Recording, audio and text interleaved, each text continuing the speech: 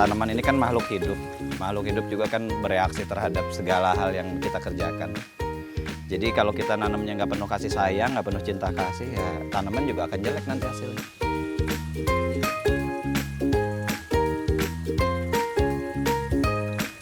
Kenapa saya milih hidroponik nih? Satu mudah, kedua memang karena pertanian modern, jadinya banyak sekali penghematannya, terutama penghematan di bidang tenaga kerja ya. Kalau saya jalan sekarang masih mencangkul, orang kayaknya nggak mau jadi petani. Tapi begitu orang datang ke sini, terutama mahasiswa-mahasiswi yang datang ke sini, kok saya mau jadi petani ya? Setelah melihat seperti ini.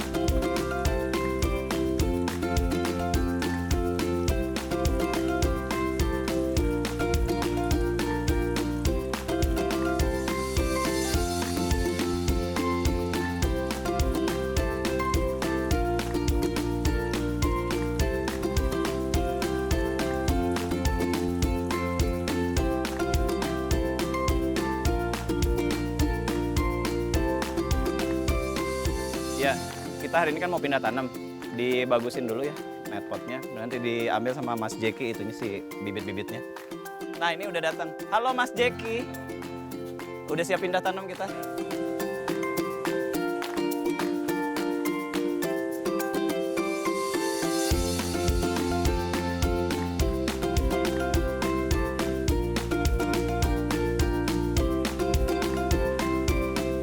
Usia tanaman pindah ini udah 14 hari di semai. Jadi kan ada daun namanya daun lembaga ya. Nah, daun lembaga tuh gini. Ini daun lembaga nih, daun yang mula-mula dari biji keluarnya. Jadi ini daun awal, kemudian daun sejatinya baru muncul. Kalau daun sejati sudah muncul 4, ini baru bisa pindah. Tapi dilihat dari usia juga sih.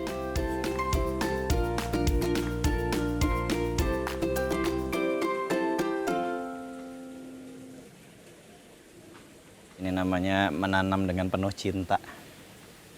Tanaman ini kan makhluk hidup. Makhluk hidup juga kan bereaksi terhadap segala hal yang kita kerjakan. Jadi kalau kita nanamnya nggak penuh kasih sayang, nggak penuh cinta kasih, ya tanaman juga akan jelek nanti hasilnya. Contohnya cinta kasih tuh, dia kena hama, kita tolongin. Dia butuh pupuk, kita siapkan. Sehingga tanaman hasilnya juga akan baik. Jadi ya simbiosis mutualisme lah nantinya.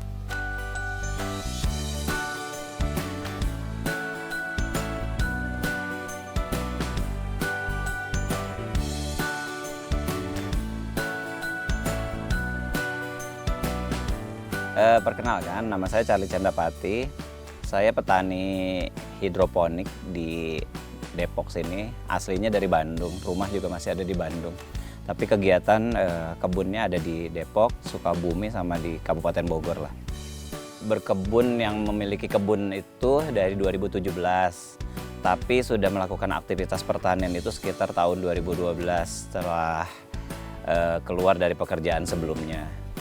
Jadi tiba-tiba entah dapat inspirasi dari mana pengen berkebun lah.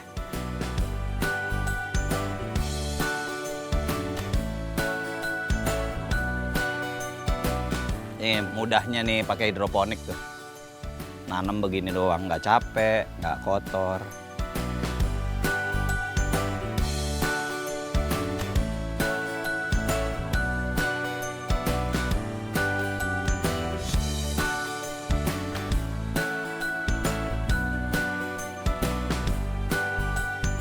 Sebelumnya ini background saya kan dari penerbangan. Dulu sekolah tuh di STM penerbangan, terus kerja di perusahaan penerbangan, terakhir kerja di perusahaan minyak di Riau, di Duri. Nah, jadi 2012 resign, jadi petani lah sampai sekarang.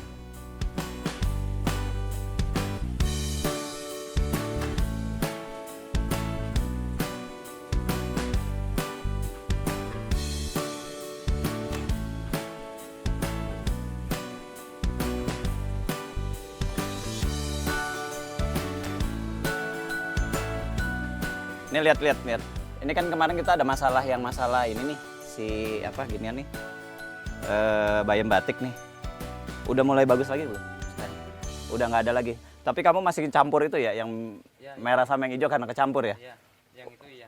Udah dikasih tempatnya tuh. Sekarang udah beda-beda ketahuan kan? Kagak boleh ada begini lagi.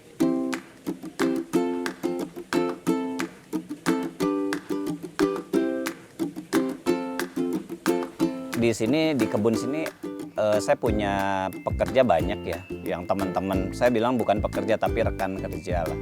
Jadi ada yang dari Kabupaten Karo ya, dari Sumatera Utara, dari Tasik, dari Banyumas, dari Banyuwangi ada di sini. Ya dari berbagai daerah sih. Tapi yang sangat disayangkan dari sekitar sininya aja susah nih.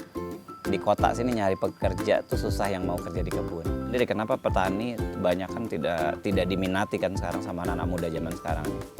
Karena dari mulai segi apa ya, dari infrastruktur pertaniannya, dari regulasinya yang udah susah dan lain-lain. Coba kalau kita nikmatin aja jalan ya jalan aja sih sampai hari ini juga. Ya sekarang saya udah bisa bayar orang, kalau zaman dulu mungkin nggak bisa berbagi gaji ke orang lain. Kalau sekarang sudah bisa gaji orang.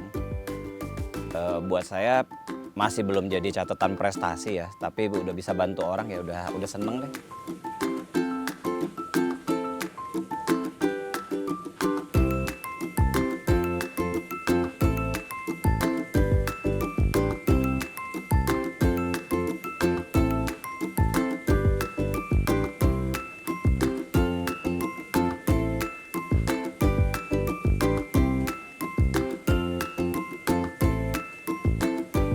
Kita langsung panen aja ya, semuanya ya.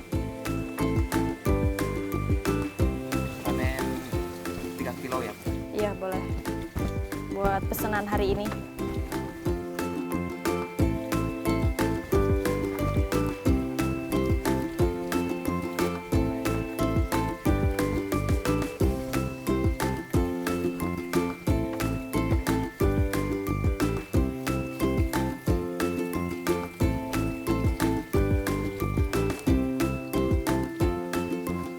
Di sini kita lagi panen bayam hijau.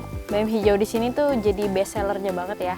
Karena emang peminatnya banyak banget bayam hijau ini. Biasanya umurnya tuh kalau untuk panen 27 hari. Nah, ini tuh udah masuk ke umur panen, jadi kita udah mulai panen.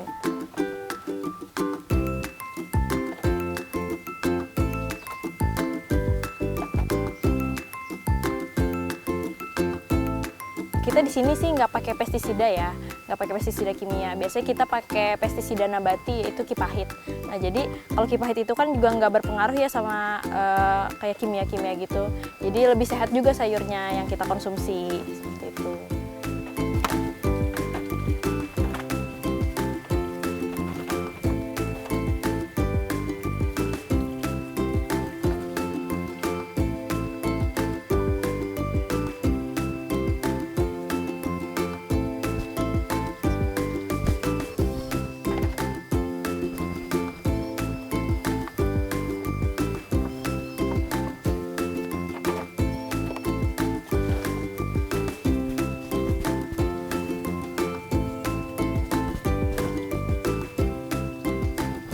Di sini kita panennya nggak terlalu banyak karena memang sesuai sama orderan kan di awal.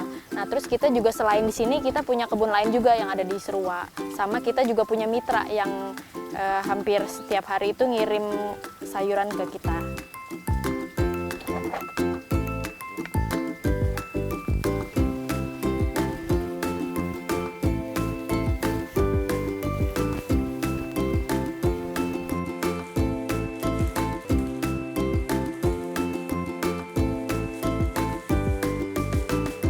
Banyak teman-teman yang tadi dikatakan punya kebun tapi susah pasar. Jadi sebenarnya pasar itu minta ada 3 K disebutnya kalau buat kami di pertanian, yaitu continue, dan continue. Sebenarnya semuanya konsisten larinya ya. Kalau kita konsisten seperti di sini, saya nanam bayam, nggak mau nanam yang lain, bayam aja terus-terusan. Jadi kita bilang gapak nih di bidang bayam nih, udah ahli, bukan ahli sebenarnya, udah apa ya? Udah bagus lah di bidang bayam. Terus menghasilkan bayam setiap hari dengan jumlah yang signifikan dan konstan, pasar akan percaya. Dibanding kalau kita cuma bisa sekedar nanam kangkung sedikit, nanam ini sedikit, pasarnya akan susah. Jadi tipsnya cuma satu ya, konsisten lah di bidang pertanian ini. Kalau nggak konsisten kita nggak dipercaya sama sekali.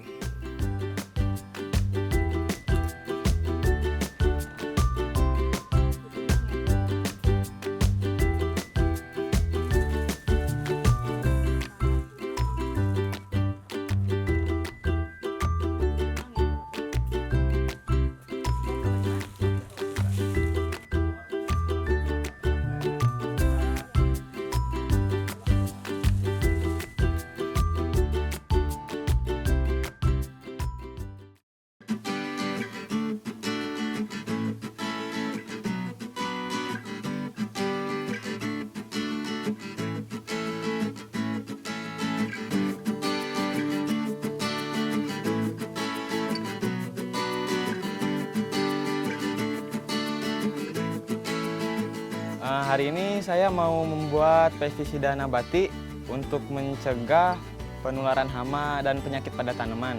Nah, di sini saya akan menggunakan tanaman kipait. Kipait ini dia tanaman yang sangat ampuh atau efektif untuk hama.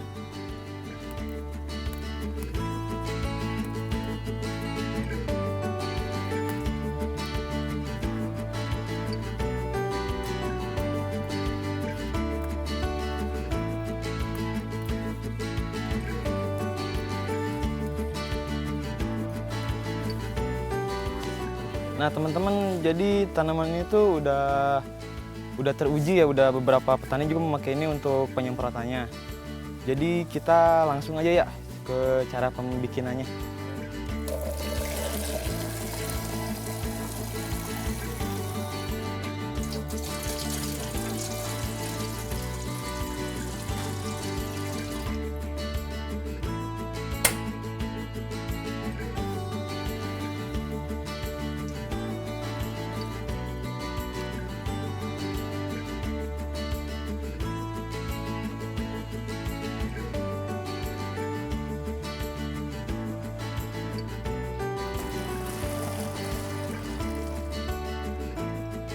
Perbandingannya 3 liter air rebusan kipait tadi dicampur dengan 16 liter air biasa.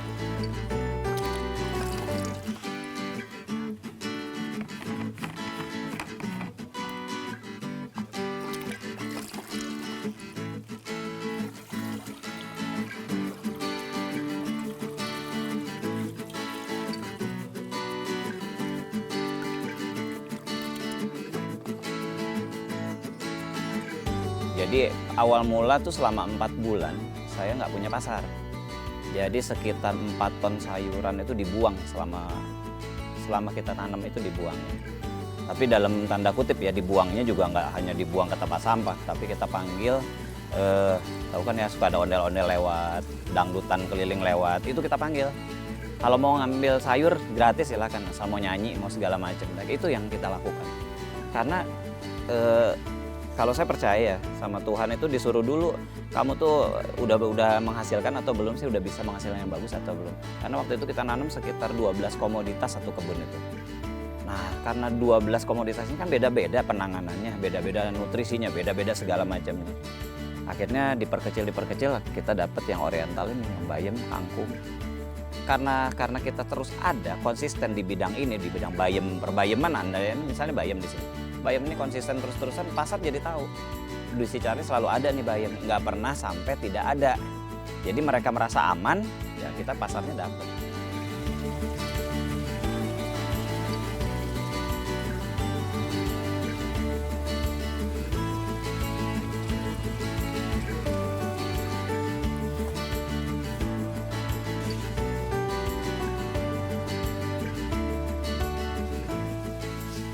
Nah biasanya kalau di tanaman bayam itu yang jadi hama penyakit tuh ulet yang bisa sering terkena di bayam tuh. Nah contohnya seperti ini nih. Ini kena ulet juga. Nah dengan disemprot ini tuh kalau buat langsung mengatasi nggak terlalu efektif ya, tapi kalau disemprot secara rutin ini bisa mengurangi. Jadi ini karena ini nabati ya, jadi nggak instan dia hasilnya. Jadi pemakaiannya pun harus agak rutin. Untuk tanamannya sendiri lebih sehat dan aman ketika kita konsumsi.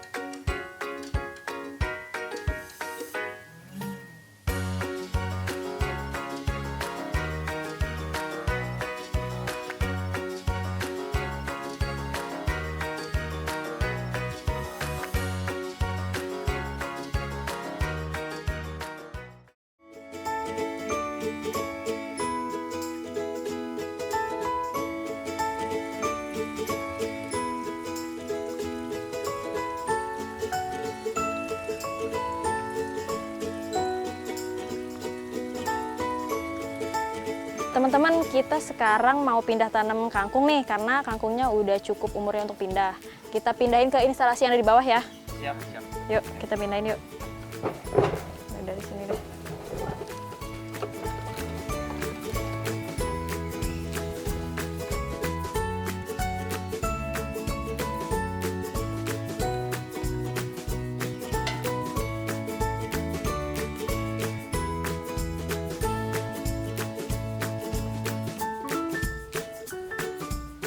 Yuk, kita pindah ke bawah yuk, langsung yuk. Yuk. Sini.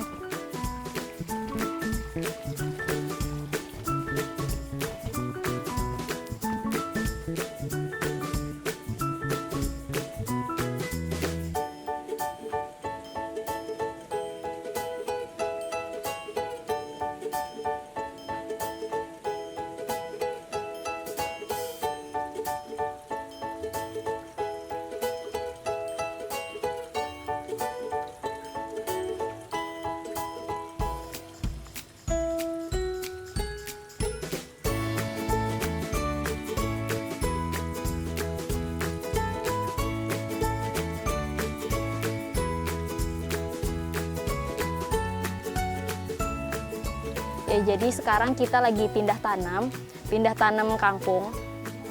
Kalau kangkung ini usianya 4 hari. Biasanya kalau panen tuh sekitar 27 harian atau 21 lah, 21 sampai 27 harian. Kalau kangkung. Kalau kangkung lebih cepat daripada bayam.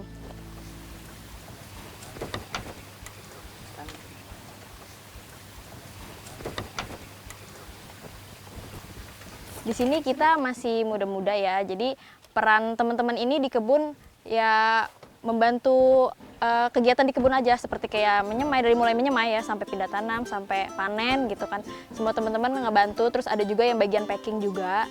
Jadi mulai pengemasannya sampai ke pasarnya itu ada gitu, masing-masing ada bagiannya seperti itu.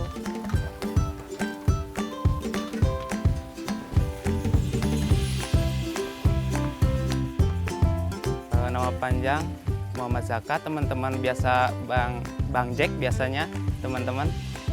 Asal dari Banyumas, Jawa Tengah. Saya gabung sejak bulan Maret awal 2022. Minat ke sini ya, pengen belajar sistem hidroponik. Basic dari keluarga saya sih petani petani orang kampung gitu kan, gimana lah gitu. Kayak nyangkul, nanam di tanah kayak gitulah. Kalau selama di situ saya belum pernah lihat yang hidroponik kayak gini, belum ada. Ya mungkin ada di daerah saya, cuman saya belum pernah lihat gitu.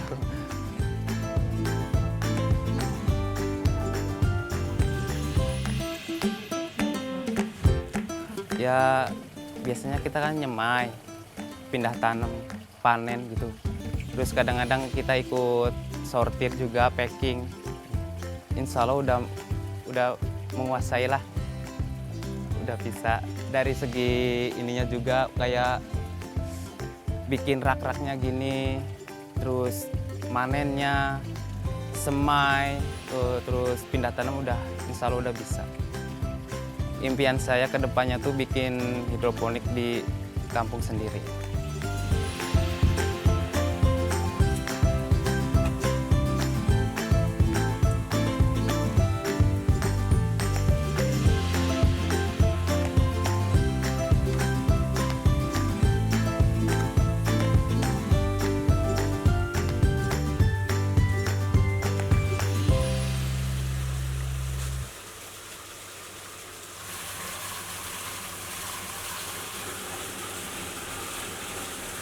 Saya heran juga kenapa orang nggak mau bertani gitu. Karena di pertanian ini ada missing link yang tidak disampaikan bahwa petani bisa bikin, misalnya kayak yang kemarin di Subang tuh bisa bikin masjid dengan biaya sendiri, petani bisa jadi anggota DPR, petani bisa jadi ini. Yang diberitain di media kan banyak ya, pupuk susah, petani fuso, petani rugi, dan lain-lain, petani yang rugi-ruginya. Ini yang di blow up, tapi yang sukses-suksesnya nggak ada. Jadi saya pikir kayak pemerintah juga kurang edukasi ke masyarakat tentang keberhasilan. Sementara manusia ini kan pengen lihat kalau berhasil itu bisa dilihat dengan matanya sendiri ya. Kalau misalnya dulu mau bertani nggak? Kalau saya jalan sekarang masih di Mencangkul, orang kayaknya nggak mau jadi petani. Tapi begitu orang datang ke sini, terutama mahasiswa-mahasiswi yang datang ke sini, kok saya mau jadi petani ya? Setelah melihat seperti ini. Jadilah ini kepanggil buat edukasi ini, ngeracunin orang-orang bertani ini. Saya pengen ya pertanian tuh jadi apa ya, satu pendapatan terbesar lah buat di hidup.